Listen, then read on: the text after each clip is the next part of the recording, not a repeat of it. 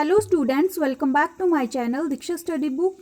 सो अगर आप मेरे चैनल पे फर्स्ट टाइम विजिट कर रहे हैं तो मेरे चैनल को जरूर सब्सक्राइब करें, जरूर शेयर करें, वीडियो को एंड तक देखें। अगर आपको लगता है वीडियो हेल्पफुल है आपके लिए तो जरूर लाइक करें। सो जैसे कि हमने पिछले लेक्चर में क्विक एक्टिंग हार्मोन्स को डिस्कस कर लिया था, मैंने आपको बताया भी था कि क्विक एक्टिंग हार्मोन्स कौन से होते हैं। ये वो हार्मोन्स होते हैं कि जब भी ये एंडोक्राइन ग्लैंड से सिक्रीट होते हैं तो ये टारगेट सेल से एकदम से रिस्पॉन्स लेते हैं। ठीक है, ये टाइम पीरियड्स नहीं लेते हैं जरा भी। ये जब भी एंडोक्राइन ग्लैंड इसको सिक्रीट करते हैं तो वो एकदम से अपना बायोलॉजिकल रिस्पॉन्स देते हैं फ्रॉम देयर टारगेट सेल्स। तो इसमें क्वेश्चन है कि why all the peptide and amine hormones are known as the quick acting hormones, कि सारे ही पेप्टाइड और अमाइन हार्मोन्स को हम क्विक एक्टिंग हार्मोन्स क्यों बोलते हैं। तो फर्स्ट रीज़न तो यही हो गया कि जब ये एंडोक्राइन ग्लैंड से सिक्रीट होते हैं तो बिना टाइम लिए हुए ये एकदम से अपना रिस्पॉन्स देते हैं। और दूसरी बात ये है कि ये लार्ज साइज्ड के मॉलिक्यूल्स होते हैं, और जब ये लार्ज साइज्ड के होते हैं तो टारगेट सेल के प्लाज्मा मेम्ब्रेन के आउटर सरफेस से ये पास नहीं हो पाते हैं। और क्योंकि क्या होता है कि प्लाज्मा मेम्ब्रेन के आउटर सरफेस में रिसेप्टर मॉलिक्यूल्स होते हैं, इसलिए ये पास नहीं हो पाते हैं और ये लार्ज साइज्ड के होते हैं। इसके बाद हम बात करते हैं क्विक एक्टिंग हार्मोन्स जो हैं वो टू वेज में ऑपरेट्स होते हैं। First one is the through second messenger hypothesis और दूसरा है through changes in membrane permeability. सबसे पहले जो है वो सेकेंड मैसेंजर हाइपोथेसिस को हम डिस्कस करेंगे। So let's start it. Earl W Sutherlands जो हैं वो फर्स्ट एंडोक्राइनोलॉजिस्ट हैं और उन्होंने एक मैकेनिज़्म किया, उसके ऊपर वर्क किया, और वो मैकेनिज़्म था एक्शन ऑफ कैटेकोलामाइंस। अब कोलामाइंस क्या होते हैं कि ये अमाइन हार्मोन्स होते हैं जो ड्राइव्ड होते हैं और epinephrine and nor epinephrine hormones of adrenal medulla. तो जब उन्होंने ये एक्शन लिया, मैकेनिज़्म किया, तो उन्होंने कंक्लूजन निकाला कि जो हार्मोन्स हैं वो फर्स्ट मैसेंजर हैं और जो साइक्लिक एएमपी है वो सेकंड मैसेंजर है। क्विक एक्टिंग हार्मोन्स में हार्मोन्स जो हैं वो फर्स्ट मैसेंजर हैं और साइक्लिक एएमपी जो हैं वो सेकंड मैसेंजर हैं। सो general mechanism of second messenger hypothesis, अगर आप इस हाइपोथेसिस को अच्छे से समझ लेंगे तो आपके लिए कोई भी हाइपोथेसिस पूछी होगी आपसे तो आप उसको आसानी से कर सकते हैं। बस उसमें टारगेट सेल्स और रिसेप्टर कॉम्प्लेक्स अलग होंगे, बाकी मैकेनिज्म सेम रहेगा। तो हार्मोन्स जो हैं वो फर्स्ट मैसेंजर हैं जैसे कि हमने डिस्कस किया है, और सेकंड मैसेंजर जो है वो साइक्लिक एएमपी है। तो प्लाज्मा मेम्ब्रेन की टारगेट सेल के प्लाज्मा मेम्ब्रेन में क्या होगा कि उसके टू सरफेसेस होंगे, एक आउटर सरफेस होगा और एक इनर सरफेस होगा। आउटर सरफेस में क्या होगा कि हार्मोन रिसेप्टर प्रोटीन्स होंगे, और जब हार्मोन्स इस रिसेप्टर प्रोटीन के साथ बाइंड अप कर जाएंगे, मिल जाएंगे इनके साथ, तो ये एक कॉम्प्लेक्स बना देंगे जिसको हम बोलेंगे हार्मोन रिसेप्टर कॉम्प्लेक्स। अब ये जो हार्मोनल रिसेप्टर कॉम्प्लेक्स है वो इनर स्ट्रक्चर, जो इनर सरफेस होगी उसके ऊपर एक्ट करेंगे, प्लाज्मा मेम्ब्रेन की इनर सरफेस पे एक्ट करेंगे। तो एक्ट करने के बाद ये क्या करेंगे कि जो उसका स्ट्रक्चर होगा रिसेप्टर मॉलिक्यूल्स का, इसको इंड्यूस कर देंगे, और उसके बाद ये एक एंजाइम को एक्टिवेट कर देंगे, और वो एंजाइम होगा एडिनाइल साइक्लेज एंजाइम। क्या होगा कि प्लाज्मा मेम्ब्रेन के आउटर सरफेस में हार्मोनल रिसेप्टर प्रोटीन होगा जिसके साथ हार्मोन्स बाइंड करेंगे, कॉम्प्लेक्स बनाएंगे, हार्मोन रिसेप्टर कॉम्प्लेक्स। उसके बाद ये कॉम्प्लेक्स जो होगा वो inner surface of the plasma membrane को के स्ट्रक्चर को इंड्यूस कर देंगे और एक एंजाइम को एक्टिवेट कर देंगे जो है एडिनाइल साइक्लेज एंजाइम। फिर ये एंजाइम क्या करेगा कि साइटोप्लाज्मिक एटीपी को हाइड्रोलाइज कर देगा साइक्लिक एएमपी में, और इसको हम बोल सकते हैं साइक्लिक एडिनोसाइन मोनोफॉस्फेट जो कि सेकंड मैसेंजर है, और पायरोफॉस्फेट को in the presence of Mg2 positive cofactor.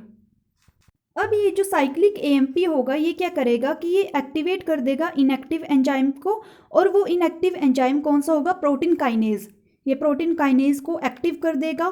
फिर प्रोटीन काइनेज जो होगा वो इससे ज़्यादा एंजाइम्स को एक्टिवेट कर देगा, और ये किस इफेक्ट से करेगा, by the cascade effects. By this effects more enzymes active form. Cascade effects क्या होगा कि इससे बहुत सारे एंजाइम्स इनएक्टिव फॉर्म से एक्टिवेट हो जाएंगे, और ये प्रोसेस जो होगा वो सेवरल टाइम्स रिपीट होगा। सो ये quick acting hormones with CAMP के मैंने कुछ एग्जांपल्स लिखे हैं नीचे, आप इसको देख सकते हैं।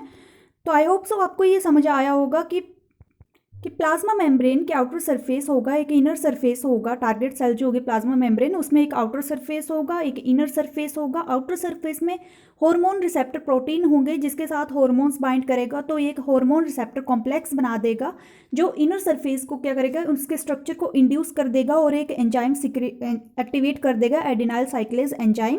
और ये एडिनाइल साइक्लेज एंजाइम जो होगा वो हाइड्रोलाइज करेगा साइटोप्लाज्मिक एटीपी को CAMP में और पायरोफॉस्फेट्स में। और ये CAMP क्या करेगा, प्रोटीन काइनेज को इनएक्टिव फॉर्म से एक्टिवेट कर देगा और प्रोटीन काइनेज इससे भी ज़्यादा एंजाइम्स को एक्टिवेट कर देगा बाय द कैस्केड इफेक्ट से। कैस्केड इफेक्ट से और भी ज़्यादा एंजाइम्स जो होंगे वो इनएक्टिव फॉर्म से एक्टिव फॉर्म में आएंगे और ये प्रोसेस जो होगा वो बहुत टाइम रिपीट होगा, नंबर ऑफ टाइम्स रिपीटेड होगा। सो इसके बाद है mechanism of action of catecholamines. ये बिल्कुल सिमिलर है सेल हाइपोथेसिस से। तो इसमें क्या था कि E.W. सुदरलैंड्स ने नोटिस किया था कि जब एपिनेफ्राइन को रैट्स के लीवर सेल्स में इंजेक्ट कर देते हैं तो ये क्या करता है, इमीडिएट रिलीज करता है ग्लूकोज को लिवर सेल से। कि जब एपिनेफ्राइन को रैट्स के लीवर सेल में इंजेक्ट करते हैं तो लीवर सेल्स से ग्लूकोज इमीडिएट रिलीज होता है ब्लड में। So showing that epinephrine quickly increases the rate of glycogenolysis in the liver cells. तो ये क्या शो करता है कि एपिनेफ्राइन जो है वो ग्लाइकोजेनोलिसिस के रेट को इंक्रीज कर देता है लिवर सेल्स में। इसके बाद इन्होंने प्रपोज किया था second messenger hypothesis for the action of epinephrine of liver cells. इसमें इन्होंने एपिनेफ्राइन को फर्स्ट मैसेंजर लिया था, जिसमें क्या था कि लिवर सेल्स के आउटर सरफेस सेल मेम्ब्रेन में रिसेप्टर मॉलिक्यूल्स प्रेजेंट होंगे और इसके साथ जब एपिनेफ्राइन बाइंड कर जाएगा तो एपिनेफ्राइन रिसेप्टर कॉम्प्लेक्स बन जाएगा एक, जो क्या करेगा, इसके इनर सरफेस को एक्टिवेट कर देगा और उससे एक एंजाइम एक्टिव कर देगा, एडिनाइल साइक्लेज एंजाइम को, जो हाइड्रोलाइज करेगा साइटोप्लाज्मिक एटीपी को CAMP में in the presence of Mg2 positive cofactor. ये बिल्कुल सिमिलर है सेकेंड मैसेंजर हाइपोथेसिस से जो मैंने अभी आपको समझाया है। अब CAMP के जो 4 मॉलिक्यूल्स होंगे वो बाइंड कर जाएंगे इनएक्टिव एंजाइम से, that is the protein kinase enzyme, और ये एक कॉम्प्लेक्स बना देंगे जिसको हम बोलेंगे प्रोटीन काइनेज कॉम्प्लेक्स। और ये जो होंगे वो कैस्केड इफेक्ट स्टार्ट कर देंगे जिससे बहुत सारे इनएक्टिव एंजाइम्स जो होंगे वो एक्टिवेट हो जाएंगे, एक्टिव हो जाएंगे। सो सेकेंड मैसेंजर हाइपोथेसिस के बाद भी पार्ट है through changes in membrane permeability. तो इसमें क्या था, जो टारगेट सेल की सेल मेम्ब्रेन है उसके सरफेस पे रिसेप्टर मॉलिक्यूल्स प्रेजेंट होते हैं। अब क्या है कि जब न्यूरोट्रांसमीटर्स और कुछ एंजाइम्स जो होते हैं वो रिलीज होते हैं तो वो रिसेप्टर के साथ बाइंड कर जाते हैं। जब ये बाइंड कर जाते हैं तो ये क्या करते हैं, it induces the changes in protein structure of the receptors. Receptors के प्रोटीन स्ट्रक्चर्स में ये कुछ चेंजेस कर देते हैं।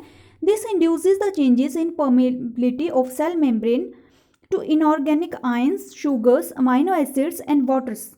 तो इस सेल मेम्ब्रेन की परमिएबिलिटी में कुछ चेंजेस कर देंगे, जैसे इनऑर्गेनिक आयंस में की परमिएबिलिटी में चेंज कर देंगे, शुगर की, अमाइनो एसिड्स की और वाटर की। तो इसमें सबसे पहले है इंसुलिन। इंसुलिन में किस तरह से ये चेंज करेंगे, increases the permeability of the liver and muscle cells of glucose.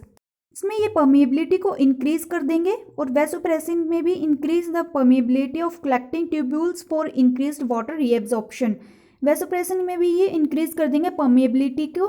Neurotransmitters stimulates the opening and closing of one or more ions inducing excitations or inhibition of the post synaptic membrane. So ये lecture था आपका quick mechanism of action of quick acting hormones. So I hope so students आपको ये lecture अच्छा लगा हो, समझ आ गया होगा।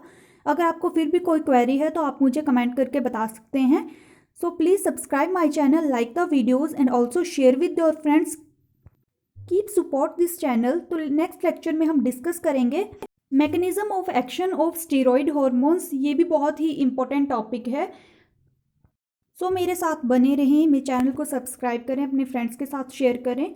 Thanks for watching. Keep spotting. Thank you so much.